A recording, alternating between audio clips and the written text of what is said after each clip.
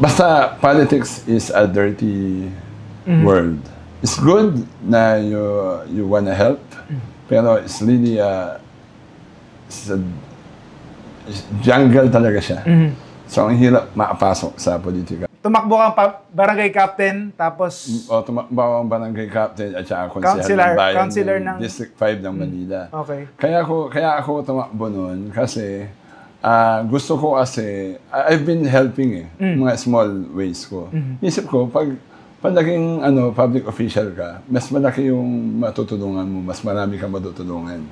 Parang nandun na rin ako kasi social tao mamasa ako Sabi ko, parang doon na rin akong papunta ko. Diba? Sinubukan ko yan kasi kaibigan ko si Mayor Alfredo Lim. So sinabi niya sa akin, sige, sumama ka sa akin sa konsehal ng District 5. Sumama naman ako sa kanya. So, okay naman. Kaso, it's a different jungle. Diba? Kaya yung purpose mo, maganda. Pero, gubat yung pupuntahan mo. May mga, naiintindihan ko na yan na ang parang pumasok sa politika requires pera talaga. Hindi na usapan dito, mahal mo ba yung bayan na yan? Mahal mo ba yung distrito na yan? Gusto mo ba tumulong? Kailangan mo talaga ng pera para manalo. Diba? So, sinubukan ko yan. Barangay Kapitan, sinubukan ko din. Diba? Pero it's a different story, di ba? Na lang natin yun, i-skip na lang natin yun kasi it's a totally different story. Basta politics is a dirty world. It's good na you wanna help, pero it's really it's a jungle talaga siya. So ang hirap makapasok sa politika. Pero malay natin in the near future. Diba? In the near future, on a different city or a different situation, na mapunta tayo dyan sa politics na yan. Pero for now, okay naman. Pero at the end of the day now, I am a board member ng MTRCB, appointed by our mahal na Pangulong Ferdinand Bongbong Marcos. So now I'm serving on my 3rd year as a board member. So, in a way, politics na rin yan. Yeah. Diba? Pag-servisyo na rin sa bahay, sa bayan, kasi kami yung nagpo-police sa TV, movies and TV. Commercial, sa movie, kami nagka-classify niyan, diba?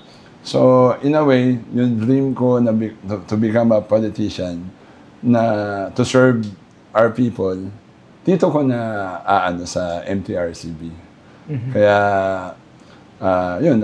shoutout din kay Chairman Lala Soto sa tiwala niya sa akin, di ba? So, pero yung being an elected official, siguro malay natin in the near future, di ba? Not now, in the near future. Let's see. Okay. What's your specific role as, yun nga, nagpo-police ka ng di ba, sa MTRCB, nagpo-police kami ka yung ng nagka-classify TV, ng G, PG, SPG, or X. So, ikaw din nagpo-police ng Batang Quiapo or hindi, ganito. Dahil yun nga, kasi complicated ang situation ko. Pumasok ako sa Batang Quiapo, board member na ako Okay, so diba? medyo may conflict ng konti. Meron talaga. Conflict of interest yan. Pero kasi bilang board member ako, pagdating sa mga content about Batang Quiapo, mga episodes ng Batang Quiapo, inhibit ako. Yan, exactly. I always inhibit. Lahat ng siyempre may mga reklamo di ba? Hindi ako involved dyan. And very supportive ang mga fellow board members ko. And siyempre si Chair Lala Soto. Pero in a way, nakakatulong din ako dahil may habang nagtitaping kami, may mga eksena doon na sensitive na sa tingin ko, hindi na siya SPG. Okay. Sasabihin ko ay direct. Si direct naman very welcoming sa dahil alam niya board member ako direct, hindi ho yan papasa. Ex ho yan. Pag hindi pala, hindi, wag yan. Gano'n si direct. Gantuhin mo na lang, ganyan. Nakikinig naman si direct and all the production. But I don't really parang police them like 100%. Yung mga talagang, alam kong talagang hindi pang SPG. Yun talagang sasabihin ko. Pero hindi ako yung super stage, doon, na piling, di ba? Hindi. Yung alam ko lang na alam ko hindi lang talaga papasa. Tama. Parang at least pinipreempt mo na, hindi na, di ba? Direct. Yes. Okay. Di ba? Pero mayroon pa rin reklamo eh. May mga reklamo pa rin niya. Ang akin naman, pag reklamo naman sa MTRCB, lagi naman akong labas doon. Hindi ako para mag-dictate ng kahit na ano.